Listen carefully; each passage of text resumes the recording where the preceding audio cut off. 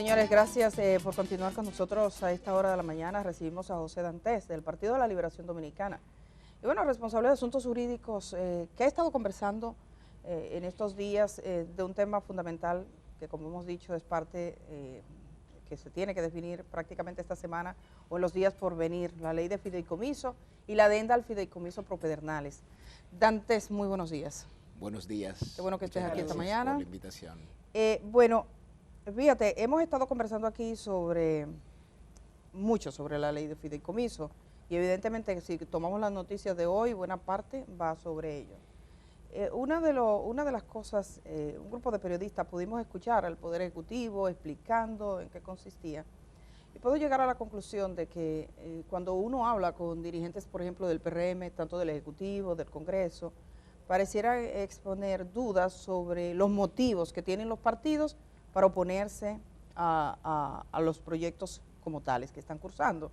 Sí. Se ha destacado que el PLD tuvo fideicomisos específicamente, probó en ciertos momentos, incluso pasaron por el Congreso.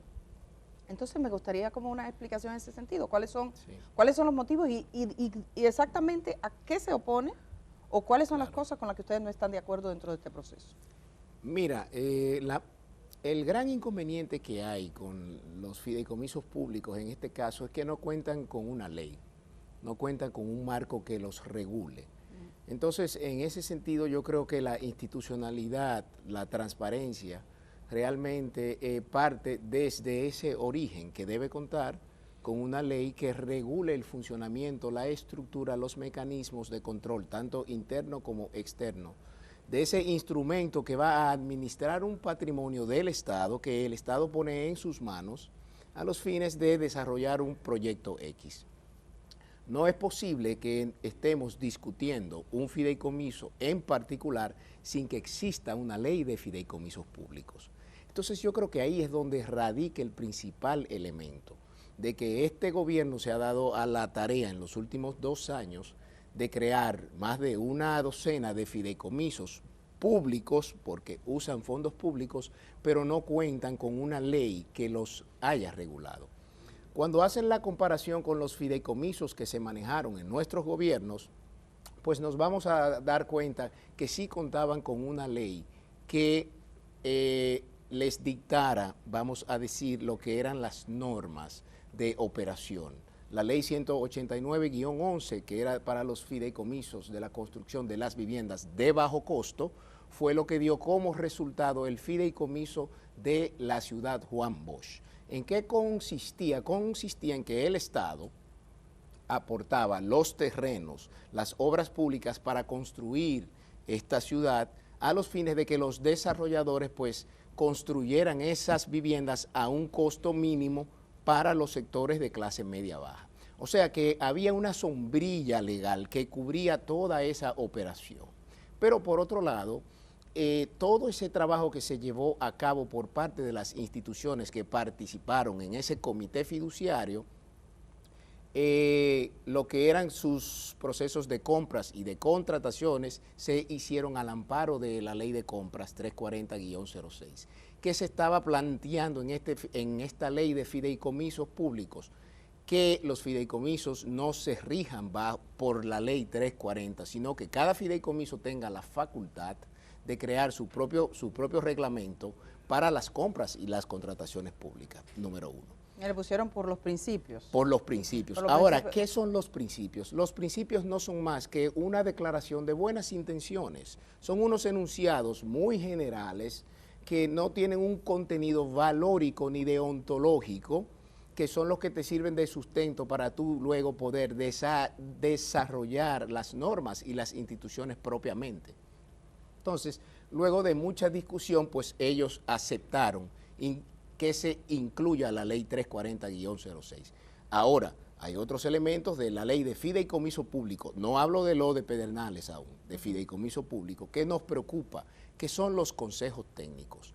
A diferencia de los fideicomisos que se crearon en nuestros gobiernos, que se creaba un comité fiduciario compuesto por las instituciones que tenían que ver con el objeto o la naturaleza del fideicomiso, en este caso se están creando los consejos técnicos sin decir quiénes van a ir a ser miembros de los consejos técnicos, con el agravante de que exigen que solamente hayan 2 funcionarios en los consejos técnicos, 2 o más funcionarios, en un consejo técnico de 3 o en un consejo técnico de 5.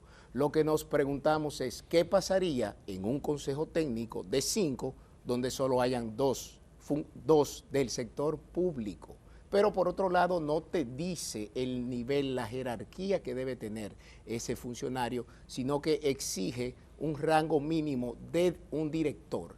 Entonces, ¿cómo tú me vas a crear, por ejemplo, un fideicomiso como el de Punta Catalina para administrar el patrimonio más importante que tiene nuestro país en estos momentos, y me vas a sentar a un director de un área o de un departamento en un consejo técnico donde él no va a contar con la mayoría? Y ese consejo técnico es el que va a gestionar todo ese proceso.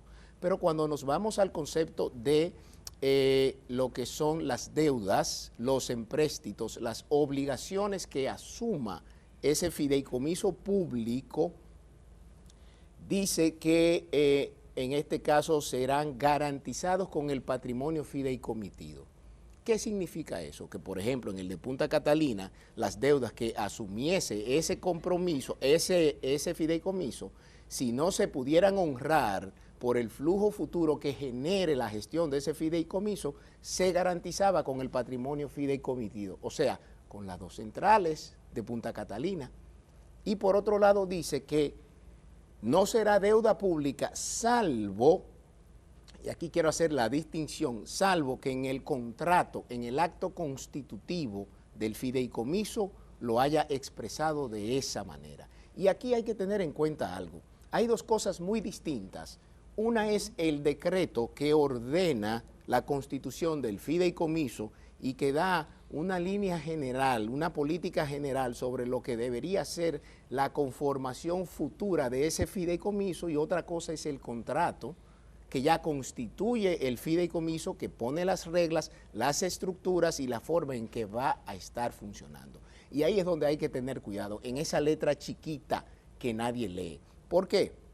Porque en ese tipo de leyes es que se cuelan las disposiciones que no benefician a las grandes mayorías, como lo que pasó con el de Pro Pedernales. No nos oponemos al fideicomiso de Pedernales, todo lo contrario, fue nuestro gobierno que en el 2015 dictó un decreto para la constitución futura de ese fideicomiso de Pedernales, y se comenzaron los trabajos para hacer un master plan.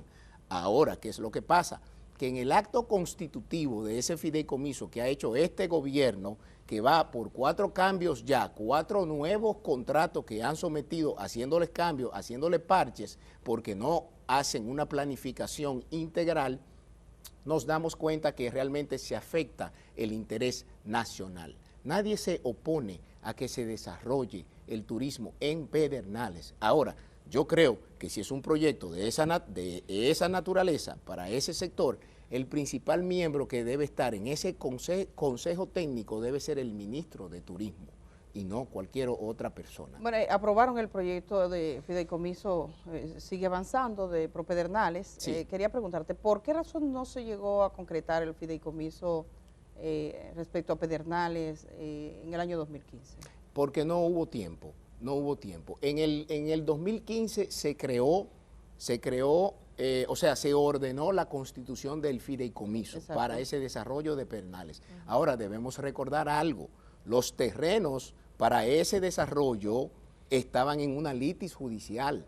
El Estado no tenía control de esos terrenos hasta el año 2018. Creo que finalmente hubo una sentencia definitiva de la Suprema Corte que aún así fue al Constitucional a través de un recurso de revisión que la parte que perdió pues había sometido. Hasta tanto no se cumpliera con ese proceso, el Estado no podía hacer uso de esos terrenos. Por esa razón no fue posible. Ahora se comenzó a trabajar en un master plan para ese desarrollo. Lo que nunca se concretizó fue la forma en que iba a operar ese fideicomiso. Y este gobierno, en el contrato que constituye el fideicomiso pro Pedernales tiene una serie de cláusulas que entendemos que hay que revisarlas muy bien. Yo entiendo que cuando tú quieres que algo salga bien, hay que hacerlo despacio. Vísteme deprisa que voy despacio. Entonces, no veo por qué razón hay tanta premura en que se apruebe una ley que estuvo 6 meses sin discusión prácticamente y que la quieran pasar en 4 días.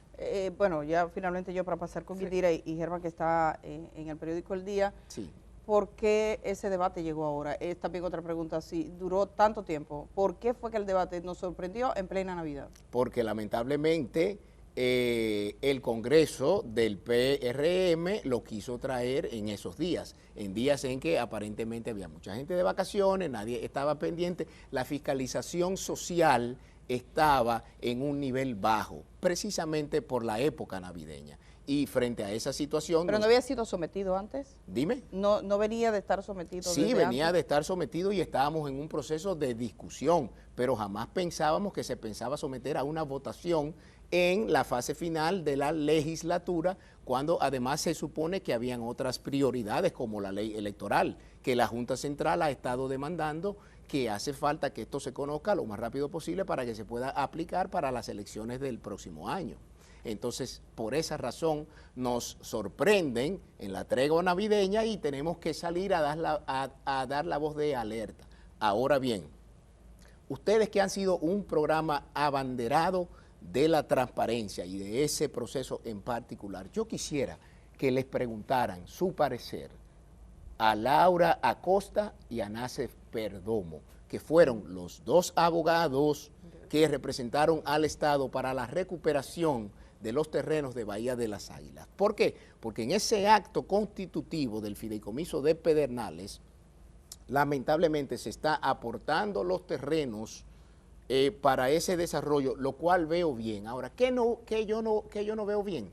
Que una de las modalidades en las que se faculta al fideicomiso a que negocie los terrenos es a través de la venta de los mismos. Entonces, estamos vendiendo 45 millones de metros cuadrados que le costó al Estado más de 2 décadas recuperar de manos privadas. Entonces, significa que ahora vuelve a manos privadas. Creemos que eso no es lo que más le conviene al pueblo dominicano.